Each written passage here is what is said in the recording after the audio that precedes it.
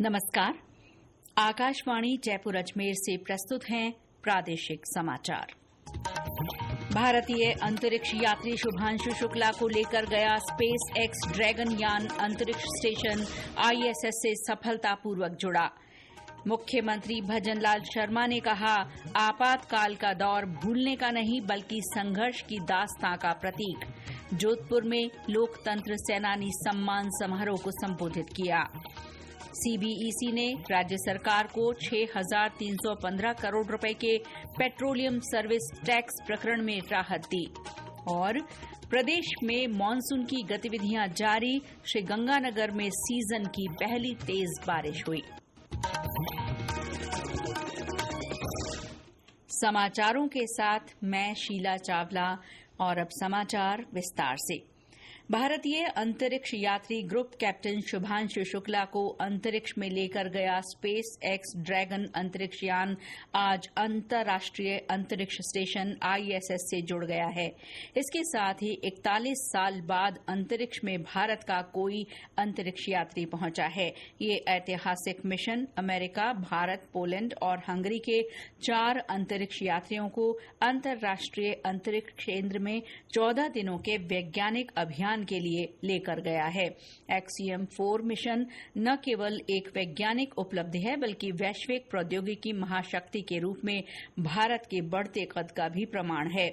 विज्ञान और प्रौद्योगिकी मंत्री डॉक्टर जितेंद्र सिंह ने इस उपलब्धि के लिए एक्सियम 4 मिशन टीम को बधाई दी है।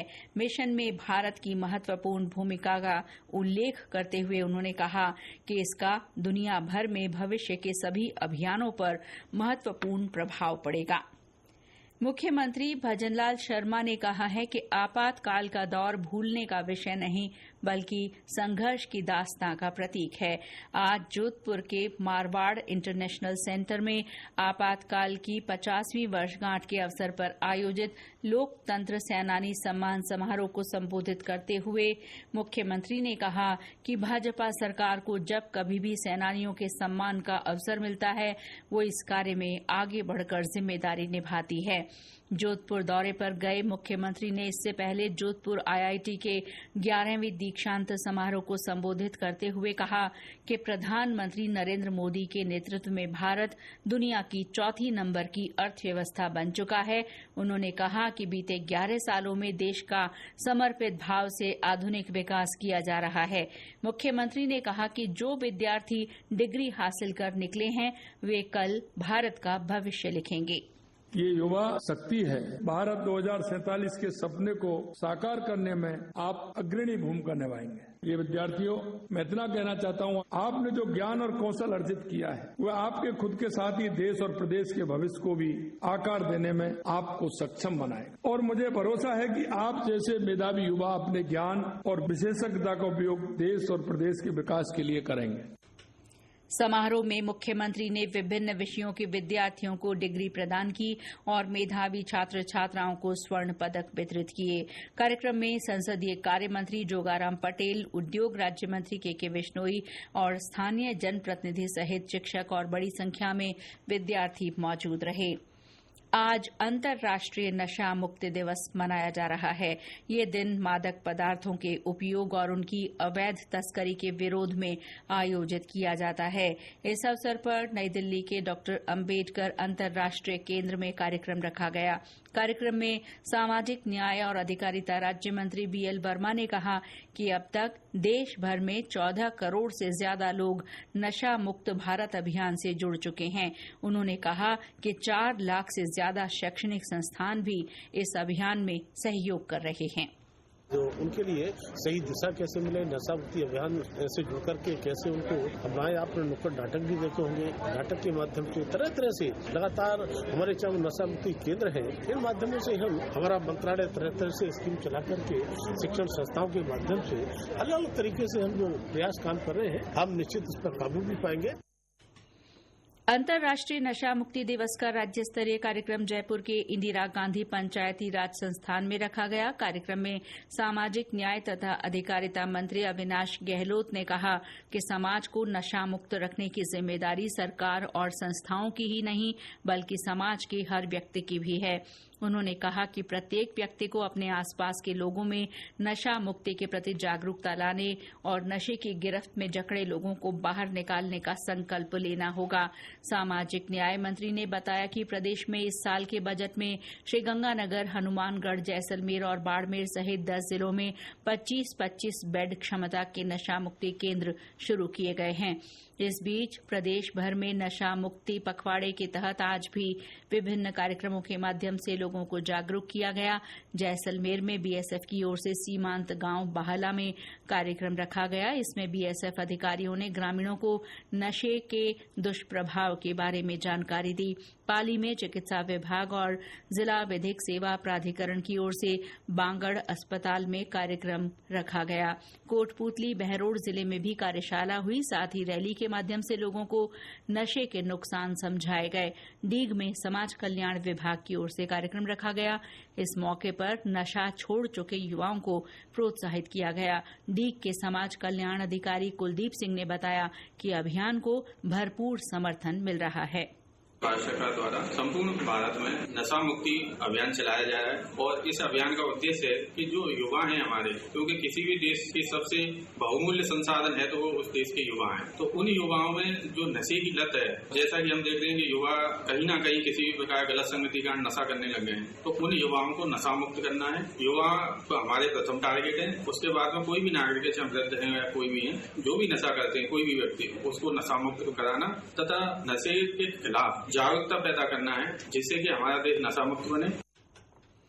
भरतपुर में बाल अधिकारिता विभाग की ओर से ई साइकिल रैली निकाली गई। श्रीगंगानगर में एनसीसी की 15वीं राज बटालियन की ओर से रैली आयोजित की गई।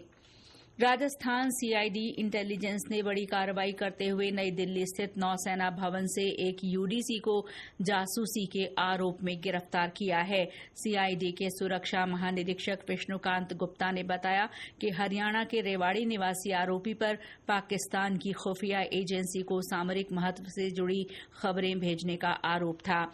आरोपी यूडीसी नौसेना भवन में डायरेक्टरेट ऑफ डॉकयार्ड में नियुक्त था और सोशल मीडिया के माध्यम से पाकिस्तानी खुफिया एजेंसी की महिला हैंडलर से लगातार संपर्क में था। शुरुआती पूछताछ में सामने आया है कि आरोपी ऑनलाइन गेम खेलने का आदी था और अपनी आर्थिक जरूरतों को पूरा करने के लिए वो महिला के इशारे पर काम कर रहा था। आरोपी के मोबाइल से मिली सूचना से पता चला है कि उसने ऑपरेशन सिंदूर के दौरान भी गोपनीय सूचनाएं महिला पाक हैंडलर को उपलब्ध करवाई थीं। ये समाचार आकाशवाणी जयपुर अजमेर से प्रसारित किए जा रहे हैं। प्रादेशिक समाचार बुलेटिन आप हमारे x handle @AIR_News_Jaipur, YouTube channel Rajasthan AIR news और फेसबुक AIR न्यूज राजस्थान पर भी सुन सकते हैं।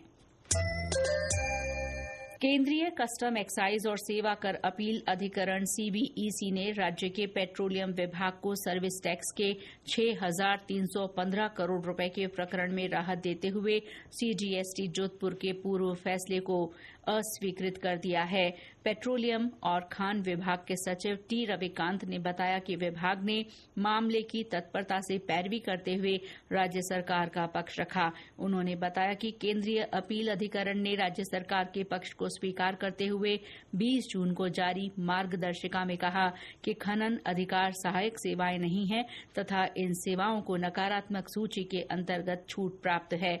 गौरतलब है कि सीजीएसटी जोधपुर ने प्रदेश में खनिज तेल उत्खनन से प्राप्त रॉयल्टी को अचल संपत्ति के किराए के रूप में मानते हुए राज्य सरकार को 1 अप्रैल 2013 से 31 मार्च 2016 तक की अवधि के लिए 16,500 करोड़ रुपए से ज्यादा की पेनल्टी और सर्विस टैक्स जमा कराने को कहा था, जिस पर राज्य सरकार ने सीबीईसी में अपील दायर की थी। प्रदेश में साइबर धोखाधड़ी से निपटने और डिजिटल अपराधों पर अंकुश के लिए सभी पुलिस थानों में अब साइबर हेल्प डेस्क स्थापित की जाएगी। राजस्थान पुलिस ने डिजिटलीकरण के दौर में बढ़ते साइबर खतरों से निपटने के लिए ये पहल की है। पुलिस महानिरीक्षक शरद कविराज ने बताया कि लोगों की शिकायत और सूचना के लिए व्हाट्सएप हेल्पलाइन नंबर सेवा भी शुरू की गई है। उन्होंने बताया कि साइबर हेल्प डेस्क के जरिए साइबर वित्तीय धोखाधड़ी, सोशल मीडिया से संबंधित अपराध सहित किसी भी साइबर समस्या पर शिकायत दर्ज की जा सकेगी।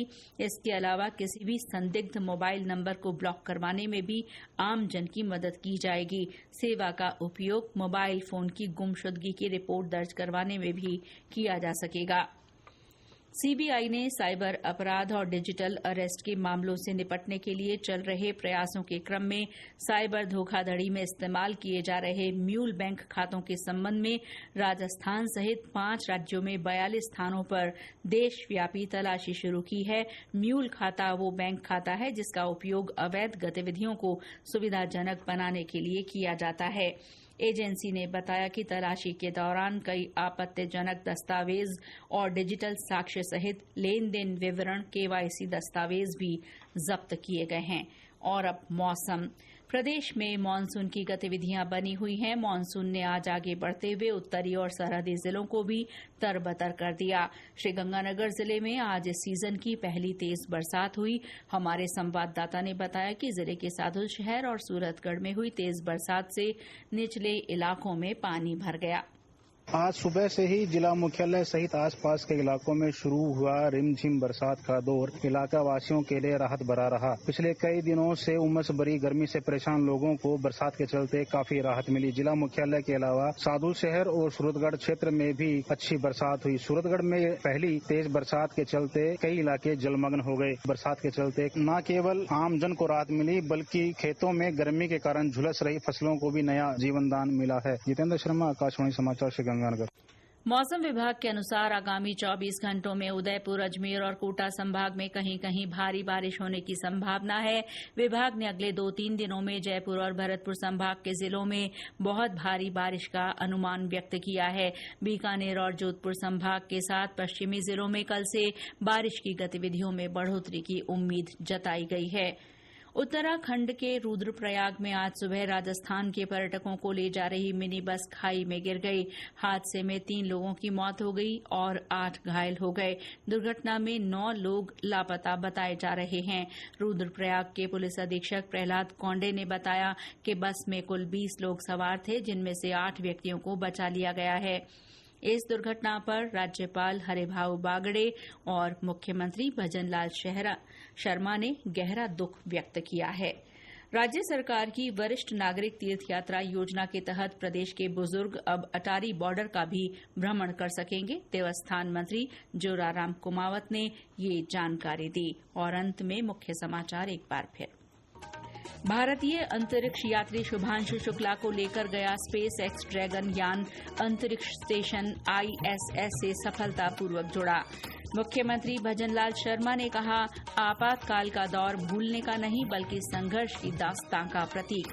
जोधपुर में लोकतंत्र सेनानी सम्मान समारोह को संबोधित किया।